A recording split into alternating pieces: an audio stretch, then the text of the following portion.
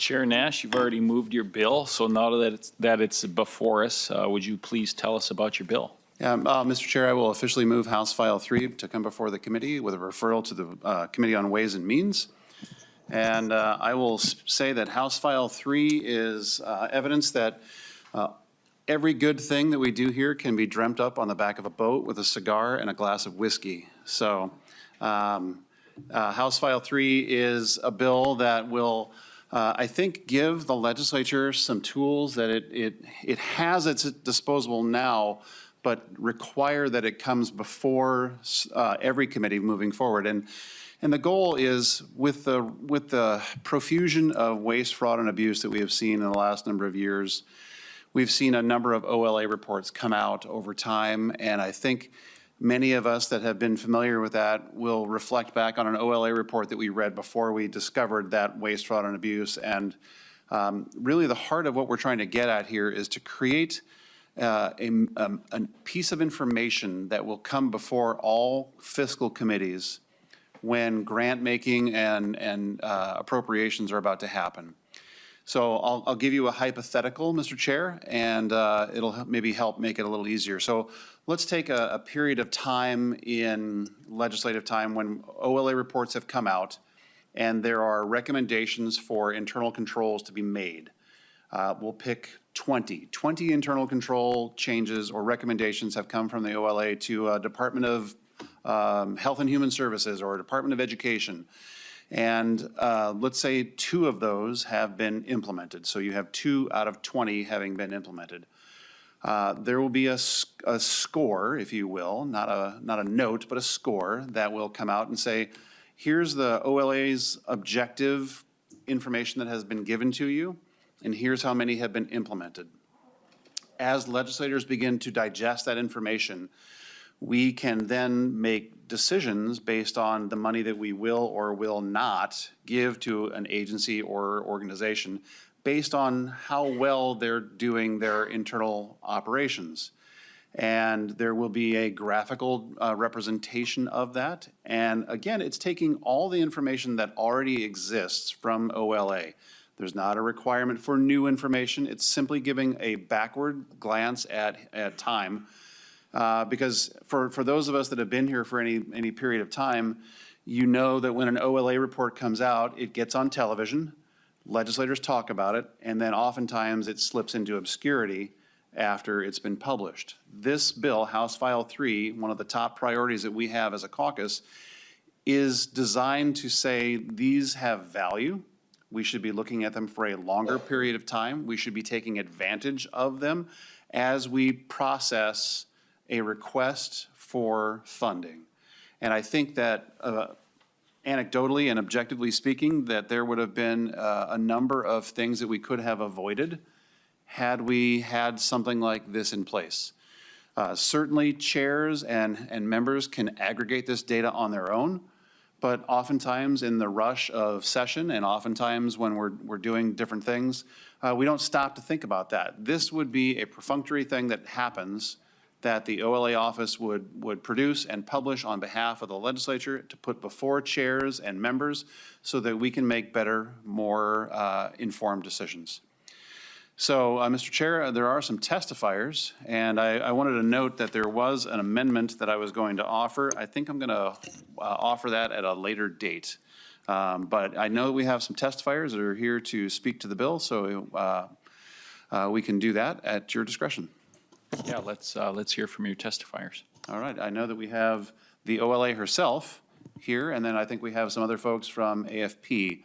So we'll maybe have Ms. Randall come up first. Good morning.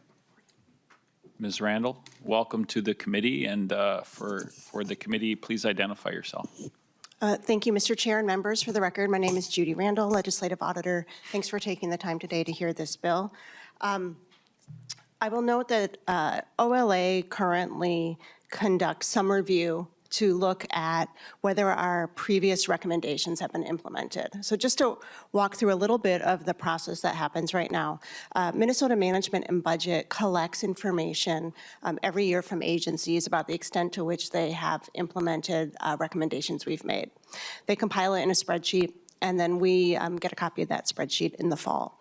And that provides a lot of useful information. And what it says is whether the agency has determined if it has implemented the recommendations or not. But it hasn't been, verified or confirmed by us.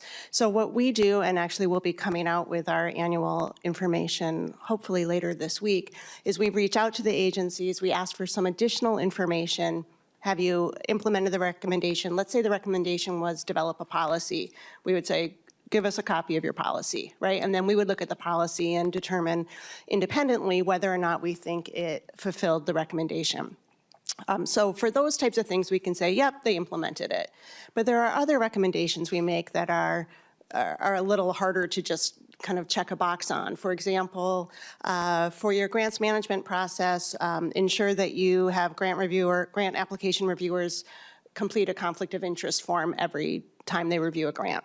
So an agency might say, yep, we did it. Well, we can't just take their word for that because we're the Office of the Legislative Auditor. And so for us to really confirm that, we would need to go to that agency, pull a random sample of files, look for that conflict of interest form, et cetera. So what I would say to Mr. Nash's, or Representative Nash's comments are that we are doing this to some extent now, but we aren't doing it as fully because we don't have staff dedicated to be able to go and confirm that the recommendations have happened. So this would be a little bit deeper review of recommendations than we are currently able to do. OLA's goal is to provide the legislature with information and the tools to provide accountability and oversight. So if having this report in front of members at the time they're having committee hearings and considering bills is helpful, then that's what we're here to do. Thank you. Thank you, Ms. Randall. And then you also have a member of the public to testify? Mr. Chair, thank you. There is an organization that would like to testify on behalf of the bill as well. Excellent. Good morning. Thank you for being here. Please identify yourself for the record and tell us who you're with. Good morning, members. My name is Rihanna Lee. I am the Legislative and Coalitions Director for the Americans for Prosperity chapter here in Minnesota. First of all, we love one-page bills. Short, sweet, and simple. We are the nation's premier grassroots organization, a community of millions of concerned citizens advocating for solutions based on proven principles to tackle the country's most critical challenges. And I am proudly here to express strong support for House File 3, a bill that ensures greater accountability and transparency in how public agencies manage the resources that are entrusted to them. This legislation reflects the values that we all hold dear: trust, responsible stewardship, and the belief that government exists to serve the people effectively and ethically. House File 3 tackles an issue that matters to every single Minnesotan, and that is making sure that government agencies follow through on important recommendations to improve their operations. We believe that this bill is an important piece of bringing accountability to these agencies, not only back to the legislature, but also to Minnesotans who foot the spending for these agencies. This bill requires the Office of the Legislative Auditor to provide an annual report to legislators highlighting whether agencies are acting on recommendations related to improving financial practices, internal controls, and overall management. And this gives legislators clear, timely information to make decisions about funding and priorities in a public forum. And why does this matter? Because accountability is not just about identifying problems, it is about fixing them. And the people of Minnesota deserve to know that government is learning from its mistakes and taking steps to do better. This bill ensures that when recommendations are made, agencies are either implementing them or explaining why they are not. And that may involve changes to laws that only the legislature can make. And by involving the public in these hearings, the bill also gives Minnesotans a voice in how their precious taxpayer dollars are managed. And I'd like to say it is worth noting that House File 3 does not just ask questions, it offers solutions. By requiring that agency leaders report on their progress, it creates a culture of openness and continuous improvement. And this benefits not only the public, but also the agencies themselves, helping them operate more effectively and earn the trust of the people that they serve. Some might worry that this level of extra scrutiny creates extra work for agencies, but it's important to see this as an opportunity rather than a burden. Accountability is not about blame, it's about partnership. And when agencies and legislators work together to address these challenges, everybody wins. Taxpayer dollars are used more effectively, government programs run more smoothly, and the public gains confidence in the institutions that serve them. At its heart, this legislation is about respect for the people of Minnesota, for the role of government, and for the trust placed in public institutions. It's about creating a government that learns, improves, and stays focused on serving the public good. And I am disappointed to have to look around this room. Some of you have gotten the memo that you serve Minnesotans and the public, and you have shown up, and so we thank you for that. So we urge you to support House File 3. We thank you for taking this initiative and hearing the bill, and we encourage its swift passage. Thank you for your leadership and commitment and ensuring that government works for the people. Thank you. Thank you, Rayana Lee. And are there any other members of the public who would like to testify? Seeing none, we'll move to member questions. Representative Joy. Thank you, Mr. Chair. Thank you, Chair Nash. This is a great bill. You know, being a local small city mayor, and when we'd have our city audit done or that done, they'd give us recommendations that we can do to improve it. And we always took those actions because we just knew that was smart government. And so this moving forward, I think this oversight's going to be good, and it gets the checks and balances back in government, what we need. So I really very supportive of this bill and appreciate your work on it. Thank you. Thank you. Representative Koznick.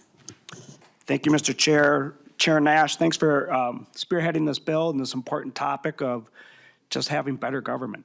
And you and I have served as the same amount of time, and we've seen the size of the state government grow over double from, I think, almost when we started. And with that growth, it just becomes harder and harder to manage the size and scope of government, so I think this bill addresses that. I appreciate the testimony of Ms. Lee, said it very well. You know, this isn't about blame, it's about accountability to the taxpayers.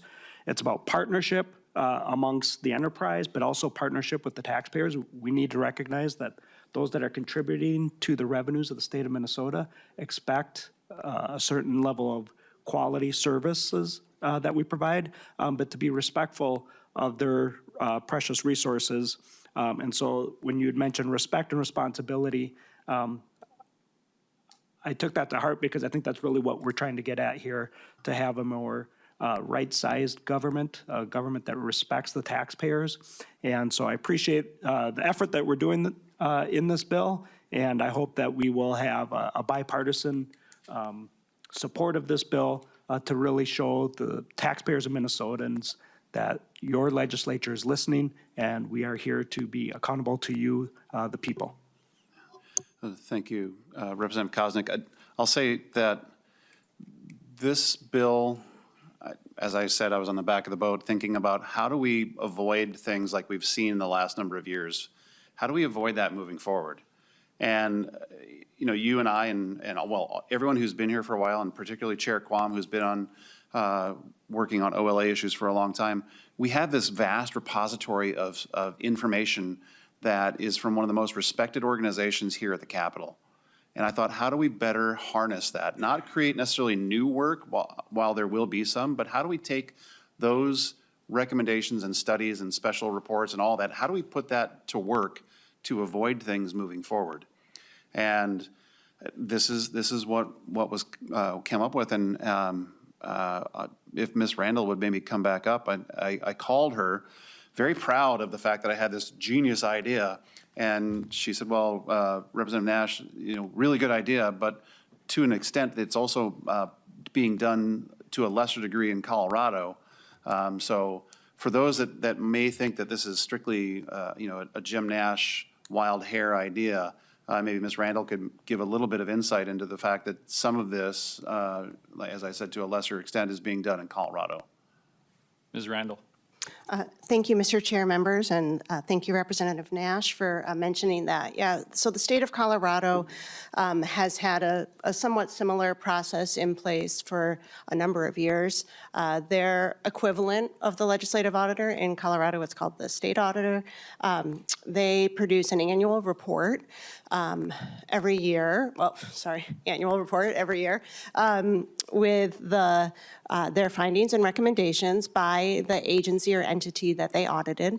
And they outline the recommendations that they've made to that agency in the previous 3 or 5 years. And then they identify which recommendations that agency has implemented, which they haven't implemented, and perhaps those recommendations that the agency disagrees with and why.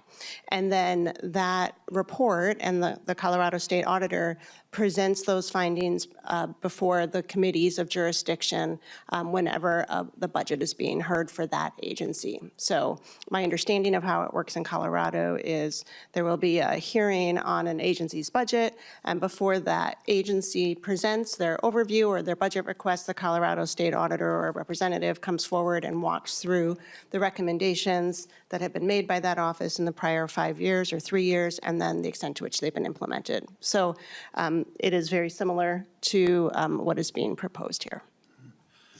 And Mr. Chair, if I could, so for those of us that have been in senior leadership at various companies that we work at in our private life, or if you've been in municipal government, we've each been audited. And when those audits come back for an annual review, for example, I serve on several boards of trustees and directors, and when an analysis comes back and says, hey, we made these recommendations a year ago, and we're happy to say that you have made and implemented all of them, so good job. But if you have not, those are also brought up by professional auditors to companies and schools and universities and so on to say, hey, we made this recommendation to you. Is there a reason why it has not been implemented? And I will say, and Auditor Randall may or choose to not weigh in on this, but many recommendations are made by the OLA that simply sit by the wayside. And, you know, Chair Quam, you and I have talked a number of times, recommendations are made and agencies and organizations and administrations just choose to effectively ignore them and hope that they go away. And hoping that something will go away does not fix the fact that there was a deficiency that was found by the OLA. And I think that's really the crux of what I'm trying to get at is, if we want to have a better government, and if we want to make the most out of the taxpayer dollars that we are entrusted with here at the state of Minnesota, wouldn't it make the most sense to use the most nonpartisan organization that we have that makes recommendations to better process things that we do here at the Capitol? So I look at this as a process improvement bill that we can then go back to our folks that we talk to in the district and say, we're doing the level best that we possibly can with a nonpartisan group that gives us great information, because everybody respects the OLA. So much so that we even sometimes give them bespoke work like we did with the Southwest Light Rail topic. So we trust them. Now let's use the information that they generate to make Minnesota better. So with that, Mr. Chair, I will stand for questions. Thank you, Mr. Chair. Representative Koznick. Thank you. Just a little follow-up. I think your point is exactly right on. Sometimes as legislators, I know in my district, people think I know or should know a lot more than we're actually capable of. I mean, they're so broad of services and committees and subject matter that we know a little bit about. But here we have an opportunity to use experts, nonpartisan, and implement things that they've looked at and studied more independently than we as legislators could come up with for our own ideas. So I think you're on the right path. I'm glad to see that it's done in other states, something similar, at least one. I had a question for Chair Nash. I've heard a couple different figures, but roughly, what is the amount of fraud that we've kind of started to uncover? Chair Nash. Thank you, Mr. Chair. I think verified, I think we're at a little over $500 million. Unverified, I think the number nudges up towards $1 billion. And, you know, as I have said over time and harped on when I was a mayor, I used to take my wallet out of my pants and thump it up on the dais. That's where all taxpayer money comes from, is someone's wallet. And I think when we swear an oath, as we did on the 14th of last week, we are swearing an oath to protect people's wallets at the same time, and that something as simple as this can make a better attempt to protect their wallets. Representative Kosnick.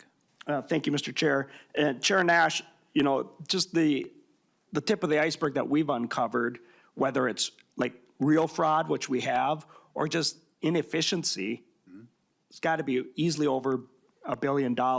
And so I think it's a good investment of what we're doing with this bill. And again, I compliment you for bringing it forward. Chair Nash. Thank you. With that, Mr. Chair, if there are no further questions, I would renew my motion to, Representative Quam. Representative Quam. Thank you, Mr. Chair. And to the author, I also have looked at the differences between the real world, I call it. I was at a site and company which won a Malcolm Baldrige Award. And so I understand, you know, you do audits to improve, and I've been disappointed by the continual missing on things. I've enjoyed the auditor has included in some of the recent reports past findings so we can see what maybe they have done, but unfortunately we've seen so many things that they've continually not been doing. I think related to this bill is the fact that up until a few years ago, the auditor would be doing the required audits when the federal government funds programs. And because of that workload, we split them off.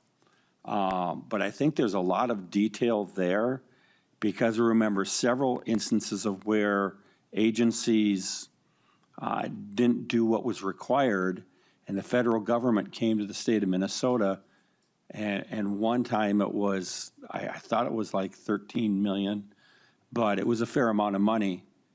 And so that maybe an additional bill or someplace we look at those findings because they have, you know, annual audits to federal guidelines.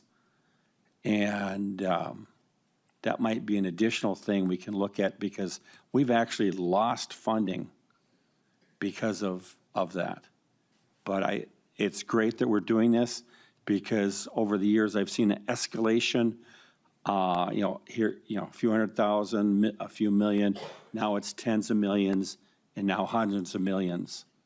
And it's past the point of where we need to actually do this. And thank you for the bill. Chair Nash, any closing comments? Well, thank you, Representative Quam. I would say that, yes, as the lost money escalates, Minnesota loses. And, you know, a dollar here, a dollar there eventually becomes real money.